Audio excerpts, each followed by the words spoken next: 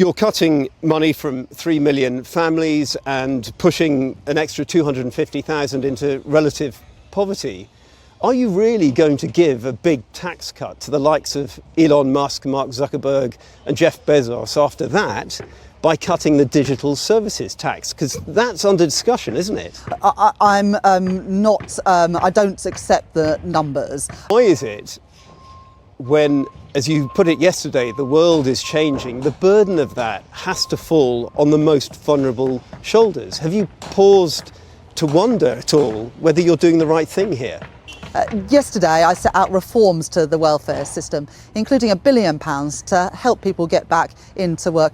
I'm confident that these reforms will help people get jobs, lift them out of poverty and have fulfilling jobs and careers. You say you want to lift people out of poverty, but the Resolution Foundation has crunched the numbers, you will have seen this, and they've said that millions of lower income families will actually be £500 a year worse off as a result of these changes. Well, the assessments are all being done on the premise that no one will actually go back into work.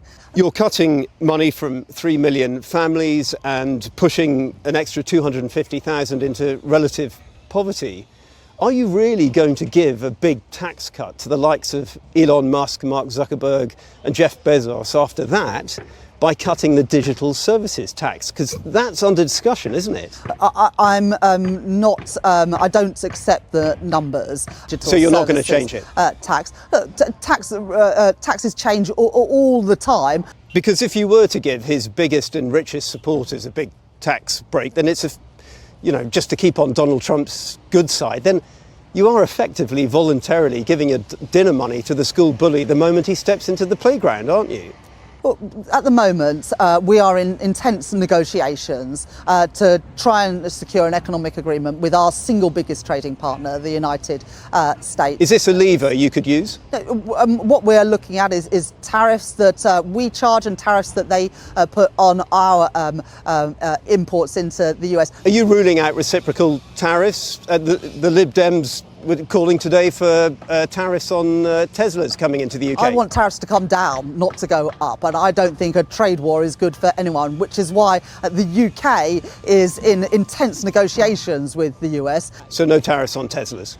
Look, we are in those discussions at the moment to try and reduce tariffs, not increase them. Donald Trump is levying taxes on British products, costing British jobs, making us poorer.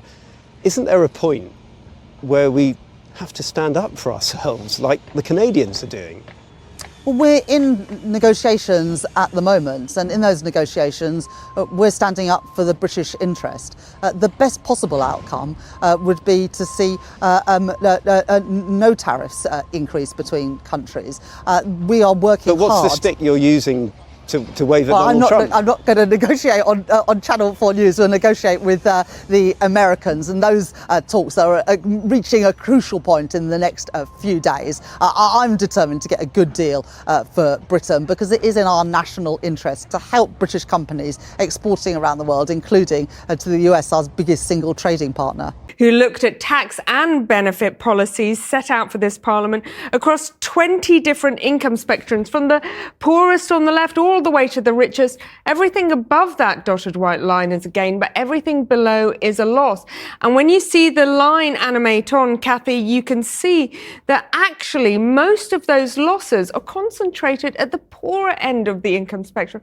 Now, that is not very progressive and will make for some uncomfortable reading for Labour MPs. And we've had poverty figures, of course. How has that shaped this argument? There are 4.5 million children in poverty in the UK. That's up 100,000 on last year, a record number, actually.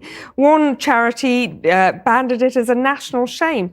Now, the impact assessment that we saw yesterday on the welfare cuts announced by Rachel Reeves said that another 50,000 children would be pushed into poverty because of those cuts. Now, that is going to be particularly galling, given in the Blair-Brown years, one of their crowning achievements was to take 700,000 children out of poverty.